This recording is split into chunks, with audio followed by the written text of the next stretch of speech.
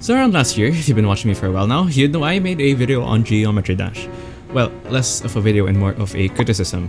I'm a long-time GD player and I've been playing for probably around 10 years at this point, and I've been through a lot of ups and downs with the game. There was a very long time in particular where all I've been going through were lots and lots of downs.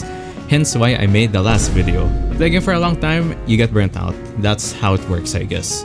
So whether you've seen that video or not, you're probably wondering why I even bothered making this one. I've developed a bad taste for the game, so am I about to bury it 6 feet lower into the ground? Well, not really. In fact, quite the opposite, since I'm here to issue a formal apology and admit to you all that I was wrong about Geometry Dash. I'm sure you're all up to date on the news about GD, but 2.2 dropped a couple months ago, somehow winning against Silksong on the which non-existent game will release first contest. Well, technically it's an update, but whatever. Y'all are probably thinking right now, Sleepless, you're late again for the 800th time, but that's not really the case here. I wanted to let this update simmer first. I wanted to be able to experience all it had to offer fully for myself. So yes, this in fact is not going to be one of those first reaction to 2.2 videos or whatever, but it's just going to be more of a commentary on the game itself, how I feel about it in its current state, and where I think it's headed. I took a very extended break from GD. I haven't played it for over a year when 2.2 dropped, and it clearly skewed my perception of it. I wanted to give it a second chance. It's been part of my life for more than half the time I've actually been alive, and yes, I am a fucking child, so what? And like they said, you can never really truly quit a game. You can only take breaks, and that's exactly what it felt like to me. Now, I streamed the 2.2 update on day 1 of release. Despite my 10 negative view of the game, I've actually been eagerly awaiting for the update to drop. I mean, after all, it's one of the most, if not most, awaited game update of all time.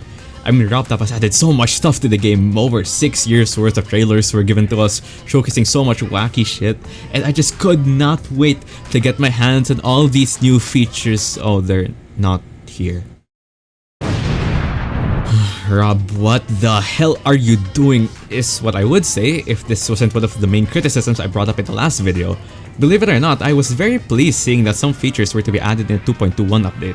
One of the biggest criticisms I've had surrounding the game was the fact that RobTop seemed to have forgotten the main purpose of an update. He seemed to just keep on adding new features to an unreleased update instead of releasing what he had now and just adding said new features to a later update. So upon seeing that he actually did end up deciding to do this, I actually had a lot of faith in him restored. I know a lot of people were excited for these things in the waiting lobby like versus mode and such, even going so far as to mod an entire multiplayer server in GD, but I very much believe this is a step in the right direction for the game. This entertains the idea that maybe we won't have to wait another 7 years for an update, and we'll be receiving smaller but way more frequent additions to the game, which is great. Anyhow, like I said, going back to this game felt more than natural. It was like I never even left. First thing I did on stream was play the new level, and I'd say it was pretty fun. Now, I'm not a qualified Geometry Dash expert who's willing to spend 42 minutes talking about this level, so I'll just leave it at that. Obviously, I fell a victim to the meme part, but all the new mechanics are pretty easy to pick up. One of the biggest fears I've had for 2.2 is the overuse of these new mechanics and effects. I remember just seeing all these goofy looking layouts or levels that look straight out of a 2013 YouTube intro template, and I was really dreading that becoming the new standard of level decoration. But I'm happy to say that wasn't the case. I played a fair amount of 2.2 levels and I'd say they're pretty fun and good looking. The update hasn't been out for a long time, but people have been pumping out levels since day 1 of it dropping. It really surprises me how fast these players are at building levels, since I myself have never been able to make a fully decorated level even in the years I've played this game. Speaking of levels, I haven't even touched on platformers, so boy. This right here was everyone's biggest fear, ever since it got revealed God knows how long ago. A lot of people back then, maybe that was around, I don't know, 2018, so about 6 years ago at this point, thought that this would have ended up being the main game. They thought that this would be replacing everything about GD and everything is built up over the course of its life, turning into more of a Mario Maker type game. Well, to be honest, they're not wrong since that did kind of happen, maybe turning more into Happy Wheels more than anything. I mean, the stuff people have made can be absolutely fucking ridiculous, a lot of which I can't even show on YouTube without having a noose tied around my neck, aka a community guideline strike. Putting all the lobotomy bullshit aside though, people have made a lot of genuinely cool stuff with this mode. People are making escape rooms, puzzles, boss fights, bullet hells, rhythm games, and even remaking Five Nights at Freddy's. With fully functioning AI and everything, it's insane. Over the course of 2.1's very long life, creators have gotten very good at using the editor. The lack of new content meant that they had to put matters into their own hands and push the limits of the game. Now, I'm not defending the very long update drought we've faced. I will always stand by the fact that 2.2 taking almost 7 years was completely unreasonable, but of course, like everything, there is a bit of silver lining. People were already making insane stuff with the 2.1 editor, but now that the shackles have been pretty much removed, anything seems to be possible. At this point, I wouldn't even be surprised if people just remade the entirety of Hollow Knight or something like that. I mean, we've already been getting fully functioning Metroidvanias within GDs, so it's really only a matter of time until someone ends up building Hollow Nest. All that though is just scratching the surface of the update. There's so much new content to cover with all the new shops, icons, gauntlets, currencies, gameplay mechanics, levels, NPCs, and just a lot of miscellaneous stuff. And I'd be here all day if I go through every new feature one by one, which isn't even the point of today's video. The point of the video is for me to tell you guys just exactly how I feel about the game in its current condition. Let's start off by getting how I feel about 2.2 out of the way. Do I think it's a good update, and was it worth the wait? Well, the short answer is yes, it's a good update. Now for the long answer. Everything Rob added to the game has been very healthy, I'd say, with the only tiny exception is that some older levels are now broken because of the changes to physics. For those unaware, Geometry Dash's physics used to depend on your frame rate. The higher your frame rate, the more stable and less jumpy the physics become. Back then, the standard for beating harder levels was a whopping 240Hz, meaning if you wanted to have a shot at beating anything considered to be on the harder end of levels, chances are you'll need to spend some money on a new monitor.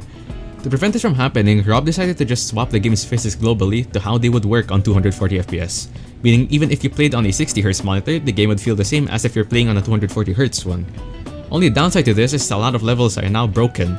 Less jumpy physics means sometimes a player doesn't get knocked up far enough on some platforms or doesn't fall fast enough, and the level either becomes stupidly difficult or just plain impossible to do.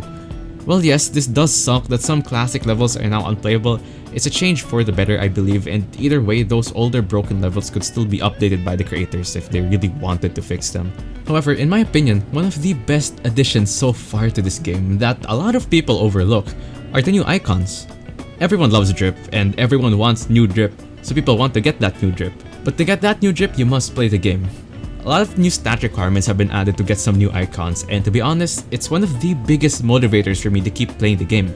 Either have to beat a set amount of levels, get some stats, or just farm currency. Whatever the requirement is, it can only be achieved by going online and playing some levels.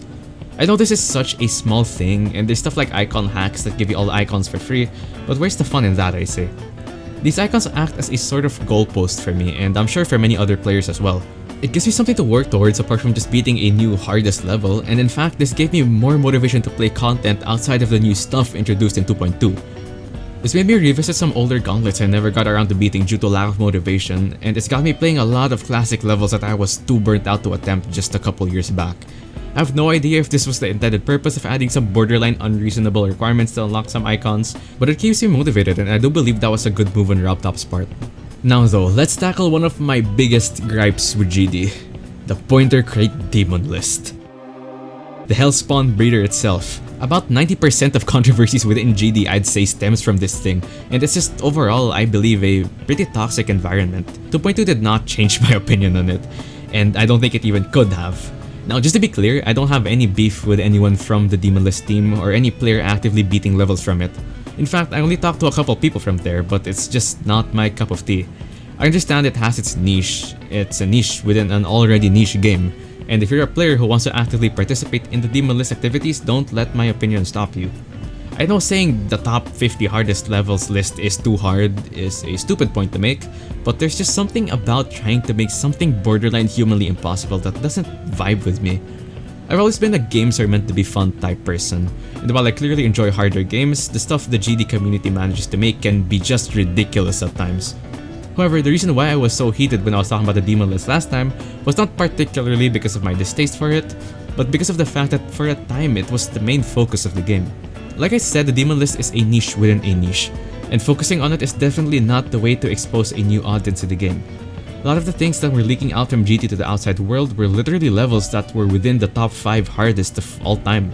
Stuff like Kinos and Slaughterhouse. That's impossible. This is something I don't know how people do that. This is insane. I just didn't enjoy the community's focus on catering to only a small portion of the player base, like the 4 people actually good enough to actually beat these levels. With all the 2.2 features out though, the focus has shifted quite nicely.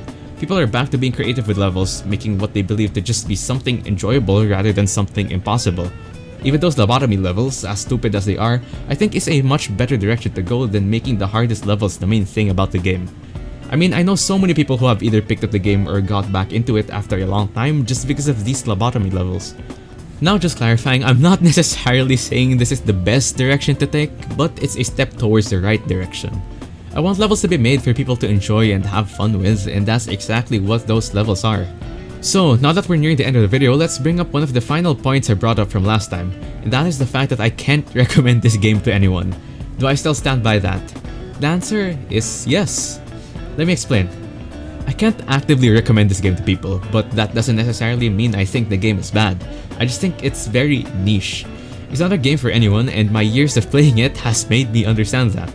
I will never actively go around trying my best to convince people to buy GD or whatever, but at the same time, I'm not going to stop you if you ever consider it. If someone ever buys the game, by all means I'll try my best to get them into it and show them the aspects that I love about it. It's just that the person getting into the game has to be the one interested in it to begin with. My relationship with GD is a very complicated one. It's a game that I have very strong feelings for, both positive and negative. I don't think it's a perfect game, and there's definitely a lot of bad about it, but at the same time, despite all I've been through with it, there's a sense of comfort within me whenever I launch the game. I don't know if it's just nostalgia or what that makes me feel those things about it, but I feel like it'll always be a part of my life no matter how hard I try to shake it off. Yes, I was wrong. The game is not the monster I was making it out to be last time, and it seems like a break and some venting was all I needed. I'm still very thankful for all the game has given me over the years. If I never played this game, this channel wouldn't even exist most likely. If I could redo my life infinitely, I think I'd buy Geometry Dash every single time. I like to rag about how shit the game is when I talk about it with friends and how it's like my biggest regret. But in all honesty, that's not the case. Embarrassing? Sure, but I can't just brush aside all the things I've picked up from it. Do I sense a blindingly bright future ahead for the game? Nah, not really. But it did manage to reignite the spark within me and the love I once felt for the game.